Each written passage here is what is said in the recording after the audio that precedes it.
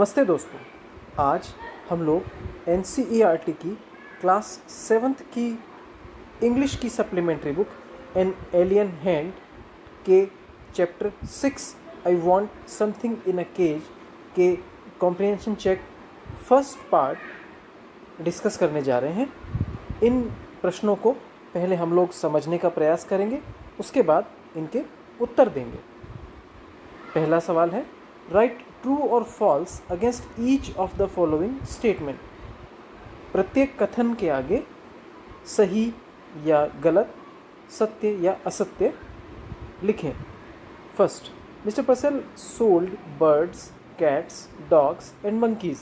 Mister पर्सल बिल्ली, पक्षी, कुत्ते और बंदर बेचते थे। इसका जवाब सही है। Second, he was very concerned about the well-being of the birds and animals in his shop. Mister पर्सल अपनी दुकान में जो उनके पक्षी और पशु थे उनके प्रति काफ़ी संवेदी थे, उनका काफ़ी ध्यान रखते थे। ये फॉल्स प्रतीत होता है क्योंकि पूरे चैप्टर में कहीं भी ऐसा कोई कथन या वाक्य नहीं आया जिससे प्रतीत होता हो कि वो अपने बर्ड्स के लिए उनका ध्यान रख रहे थे, उनकी बीमारी का ध्यान रख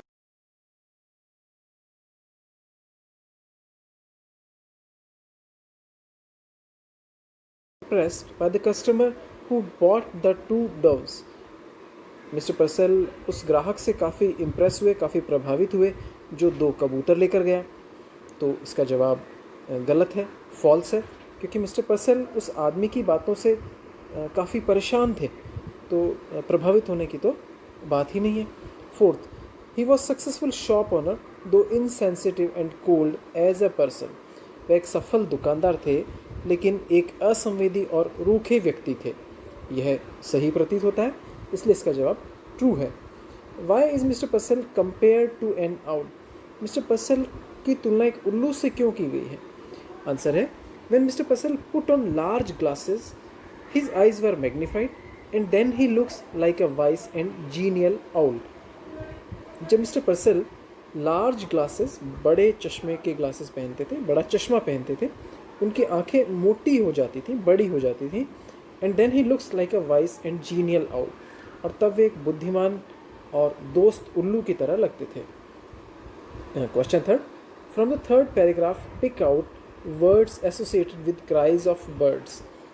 तीसरे पैराग्राफ से ऐसे शब्द छाटें जिसमें पक्षियों के चिल्लाने के बारे में कहा गया है।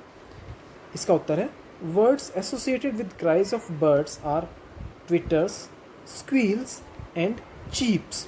यहाँ पर ट्विटर्स का मतलब है चहकना, स्क्वील्स यानी चिल्लाना, और चीप्स यानी किसी छोटे पक्षी की तेज आवाज़, और चीप्स को हम लोग चर्प्स भी कह सकते हैं।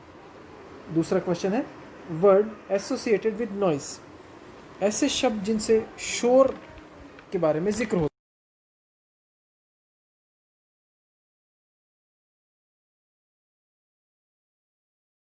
के बीच में कॉमा नहीं होना चाहिए, ये गलती से प्रिंट हो गया।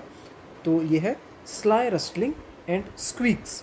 स्लाई रस्टलिंग से मतलब स्लाई यानी तो जैसे रहस्यमयी, रस्टलिंग यानी एक सरसराहट की आवाज़, और स्क्वीक से मतलब है एक छोटी लेकिन तेज़ आवाज़। चलिए तीसरा question, words suggestive of confusion and fear.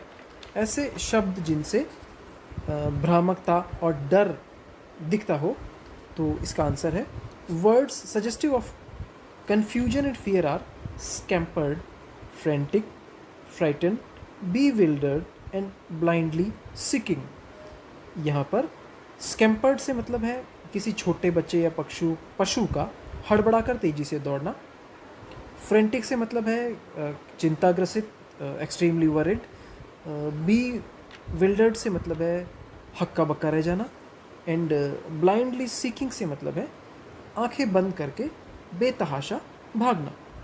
Question fourth, Mr Purcell had it no more than he would have heard the monotonous ticking of a familiar clock. Mr Purcell को यह आवाज़ सुनाई नहीं दी, जबकि उन्हें घड़ी की नीरस टिक टिक की आवाज़ सुनाई देती थी, जिससे वो काफ़ी परिचित थे। Read para beginning with it was a rough day. एक पैराग्राफ है इस चैप्टर में जो शुरू हो रहा है it was a rough day sentence से, वहाँ से पढ़ना हमें शुरू करना है। कहने का मतलब इन सवालों के जवाब हमें उस पैराग्राफ से देने हैं। Question 1, what does it refer to? It से यहाँ क्या मतलब है? आंसर है it refers to the constant noise